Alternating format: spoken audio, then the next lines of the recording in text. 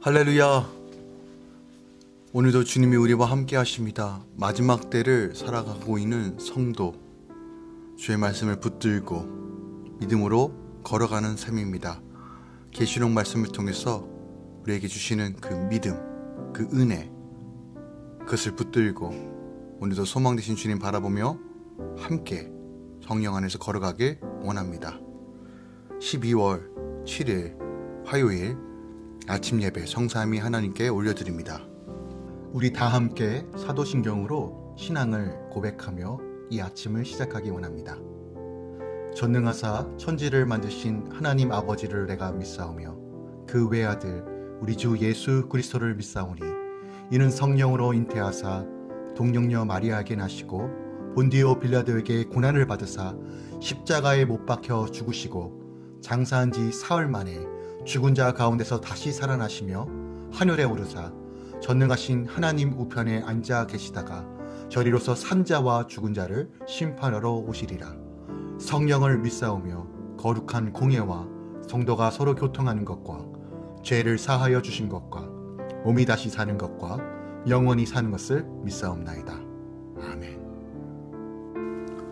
오늘 하나님의 말씀은 요한계시록 14장 1절부터 13절까지입니다. 요한계시록 14장 1절부터 13절까지입니다.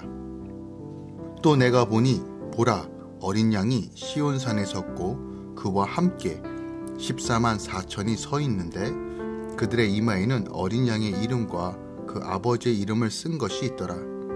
내가 하늘에서 나는 소리를 들으니 많은 물소리와 같고 큰 우레소리와도 같은데 내가 들은 소리는 검은 고 타는 자들이 그 검은 고를 타는 것 같더라.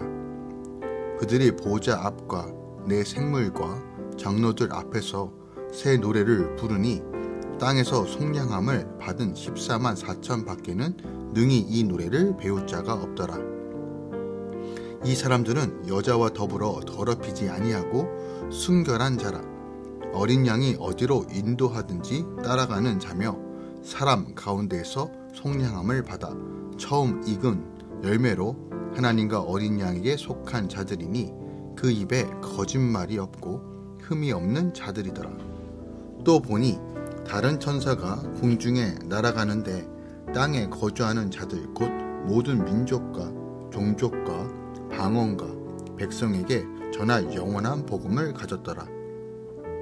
그가 큰 음성으로 이르되 하나님을 두려워하며 그에게 영광을 돌리라. 이는 그의 심판의 시간이 이르렀음이니 하늘과 땅과 바다와 물들의 근원을 만드신 이를 경배하라 하더라. 또 다른 천사가 곧 둘째가 그 뒤를 따라 말하되 무너졌도다 무너졌도다 큰 성 바벨론이여 모든 나라에게 그의 음행으로 말미암아 진노의 포도주를 먹이던 자로다 하더라.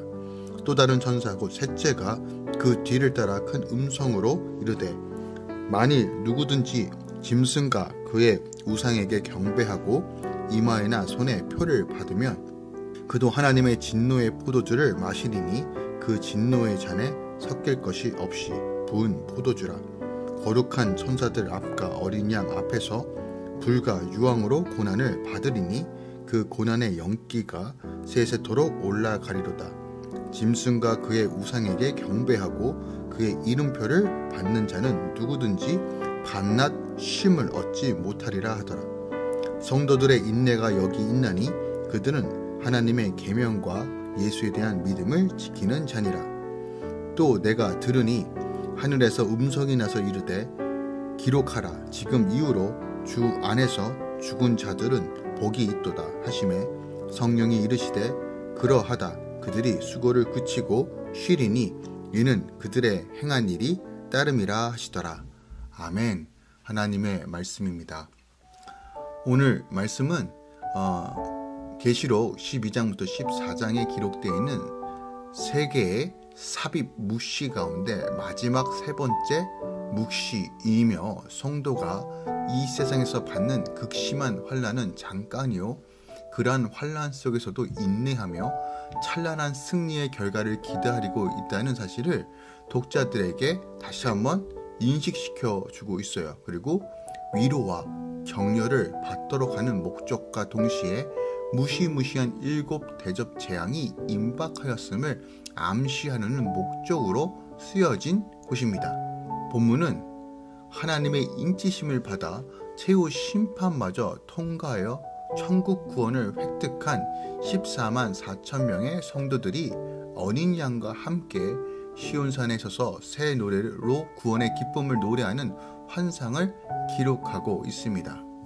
또한 큰 성 바벨론의 멸망 환상과 우상 숭배자들을 향한 진노의 심판 경고가 기록되어 있습니다. 오늘 본문 말씀을 절별로 함께 살펴보기 원합니다.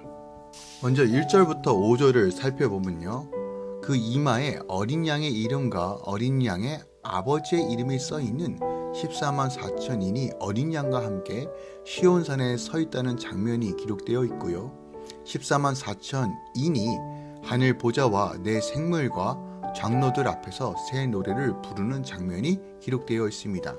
또한 새 노래를 부르는 14만 4천인은 흠이 없이 순결한 자라고 기록되어 있어요. 권세와 이적에 속은 사람들의 몸에 짐승의 표가 있는 것과 달리 어린 양의 편에 선 14만 4천 명의 이마에는 하나님 아버지와 어린 양의 이름이 적혀 있습니다.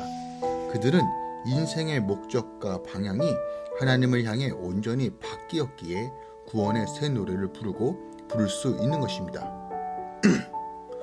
구원의 새 노래를 배우고 부를 수 있습니다.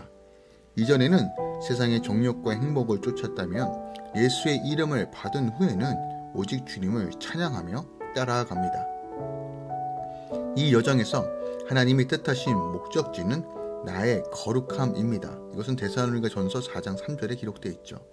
잠시라도 한눈 팔며 방향을 잃고 순간적인 행복에 마음을 빼앗기고 맙니다. 내 죄 때문에 십자가에서 돌아가신 예수의 거룩한 사랑을 말씀으로 확인하고 새기는 일이 거룩한 여정의 이정표라는 것이죠. 6절부터 12절까지는 한 천사가 세상 모든 사람들에게 전할 영원한 복음을 가지고 전하면서 하나님을 경배하고 그에게 영광을 돌리라고 외친 사실이 기록되어 있습니다. 또한 다른 한 천사가 모든 나라로 하여금 행음하게 만들었던 큰 성 바벨론이 멸망할 것을 선포하고 있습니다. 또 다른 한 천사가 핍박을 인내하지 못하고 우상 숭배하며 짐승의 표를 받게 되면 영원한 형벌을 받게 될 것이라고 경고하고 있는 내용도 담겨져 있습니다. 모든 사람이 들어야 할 영원한 복음은 창조주 하나님을 인정하고 섬기는 것입니다. 바벨론처럼 교만한 세력이나 짐승의 표를 받은 자들처럼 거룩함보다 이 세상 행복을 추구하는 사람이 복음을 거절하여 심판을 받습니다. 주님의 심판은 이미 정해졌지만 아직 다 실행되진 않았기에 마치 없는 것처럼 보일 때가 많습니다. 게다가 어린 양을 따라가는 성도들은 힘과 재물을 섬기는 세태를 거스리는 순간 핍박을 받습니다. 그러다 보니 거룩한 자리에서 참고 버티며 말씀대로 순종하기가 어렵습니다. 그러나 그 자리에서 끝까지 인내하면 주님의 약속대로 반드시 결실하여 영혼을 얻게 된다는 것이죠. 그러므로 인내하는 자가 복됩니다. 마지막으로 13절은 하나님은 성도의 죽음에 대한 말씀을 천사의 목소리가 아닌 하늘의 음성으로 들려주십니다. 삶의 끝 같은 죽음일지라도 그리스도 안에 있는 영생의 복을 끊을 수 없다는 약속이 확실함을 강조하시는 것입니다. 게다가 이 약속을 성령이 친히 확증해 주십니다. 악하고 음란한 세상은 성도가 거룩을 위해 인내하며 수고한 것을 헛되이 여기며 무시하지만 성령님은 성도의 수고 가운데 함께 하시며 그가 수고한 만큼 안식으로 갚아주십니다. 성도로서 주 안에서 사명을 따르는 길이 때로는 매우 힘들어 낙심될 때도 있습니다. 그러나 오늘도 내 안에 거하시며 나를 위해 기도하시는 성령님을 의지하여 말씀에 순종하면 결국에는 승리할 것이라는 것이죠. 오늘 본문 말씀을 통해서 우리가 더 깊이 묵상해야 될 것이 무엇이 있을까요? 4절, 5절 그리고 12절 말씀을 함께 묵상하기 원합니다. 4절과 5절은 하나님의 어린 양과 시온산에 서서 새 노래를 부르는 자들, 곧 구원받는 성도들의 특징을 말해주고 있어요. 첫째로 이들은 여자로 더불어 더럽히지 아니하고 정결한 자라고 말하고 있습니다. 여기서 말하는 여자는 교회를 뜻합니다. 즉 교회와 더불어서 거룩함을 지켰다라는 것을 분명하게 선포합니다. 즉 사단에게 넘어가지 않고 신앙의 정절을 지켰다는 것이에요. 마음이 빼앗기지 않고 오직 순결한 영성, 거룩한 신부로서 살아갔다는 것을 말하고 있습니다. 즉 세상과 타협하지 않았다는 것이에요. 두 번째로 이들은 어린 양이 어디로 인도하든지 따라갔다라고 말합니다. 이는 첫 번째 특징보다 조금 더 적극적인 특징인데요. 주님에 대한 절대적인 순종과 신뢰와 믿음을 보여주고 있습니다. 하나님의 백성은 주님의 말씀이라면 그것이 무엇이든지 순종합니다. 그 이유는 하나님은 실수가 없으신 절대적 하나님이라는 것을 믿기 때문입니다.